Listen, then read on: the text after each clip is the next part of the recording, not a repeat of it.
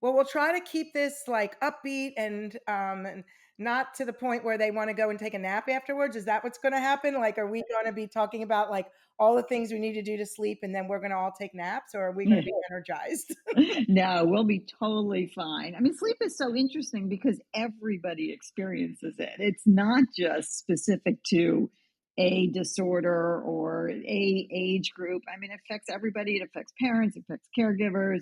Every single person sleeps every day, and so it's always fun to talk about, and everyone can relate to it.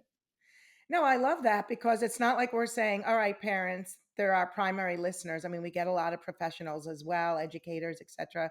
But this is an episode where it's not about what can I do to just help my child. This is going to relate to them as well, which is great. Exactly, exactly. So we can talk about parent sleep also, but yeah, just families and making sleep a priority and how that's going to help everybody. No, I love that. We'll definitely touch on that.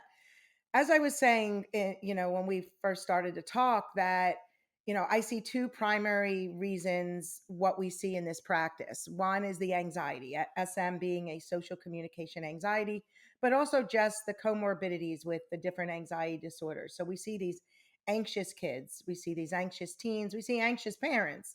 And so that's a big reason for the sleep difficulties. But in addition to that, the sensory issues, the sensory challenges, there's a pretty high percentage of individuals with selective mutism that have sensory issues. So their inability to regulate themselves is really a challenge. Exactly. And, so I see patients, have been at the Children's Hospital of Philadelphia. We're at the sleep center there. And we see kids, every kind of child you can imagine. Everyone thinks of sleep as being this really narrow focus. They're like, oh, you only think about sleep. And I'm like, no, no, no. We need to know about everything because we see every age from babies all the way up through, 20-year-old. We see every kind of medical and psychiatric issues. So we see children with brain tumors and sickle cell disease and autism spectrum disorder. And we see every kind of sleep problem, whether that's snoring or sleepwalking or difficulty falling asleep. All that to say is that I do a half day clinic. And in a half day clinic, we see, I don't know, 15 to 20 children. And of those, I probably see five or six because we're a huge team. And so, I only see a portion of them. And I would say every week of those five or six, one at a minimum is anxiety related. And so if you think about, we see, I don't know, 1,500, 3,000 children a year, how many of those anxiety is a component of it? So talk to me. What are the primary symptoms that you do see in the anxious population? So the number one issue is difficulty falling asleep or staying asleep. So they have a hard time falling asleep at night or they have a hard time falling back to sleep at night. And it's almost always related to sleeping alone. Is that and we don't see them in our clinic until maybe for anxiety related issues, 8, 10, 12, because that's the point in time where parents are like, all right, I'm done with you sleeping in bed with me, or I'm done with lying down with you every single night, or hearing you come in at 3 o'clock in the morning and getting so upset.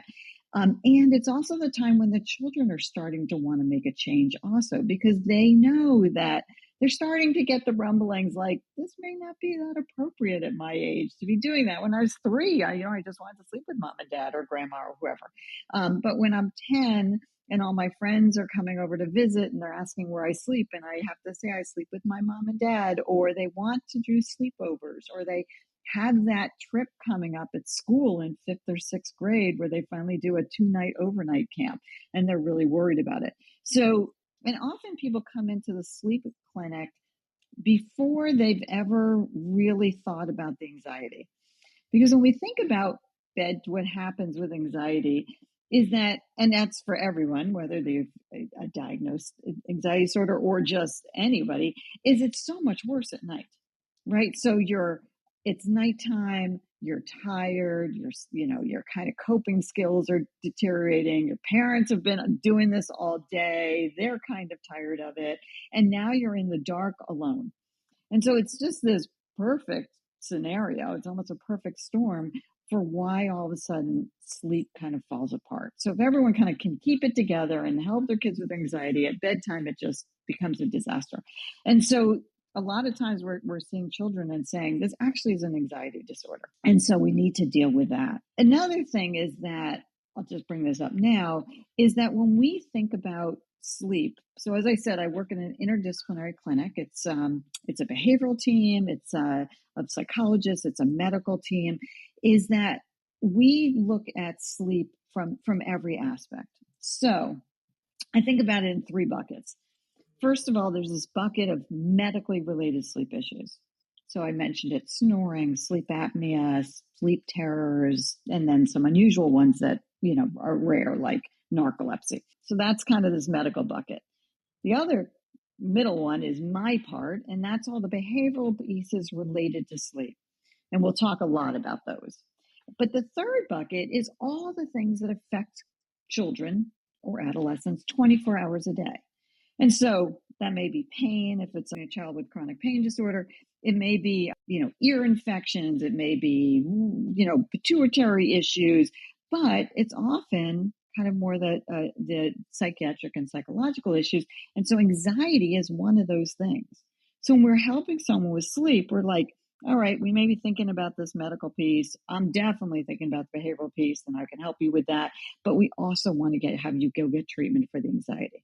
So we do a lot of putting those pieces together and looking at all aspects of it and referring to people like you to help with the anxiety piece. But it doesn't mean that we also won't work on the sleep piece, because the sleep piece often has a life of its own.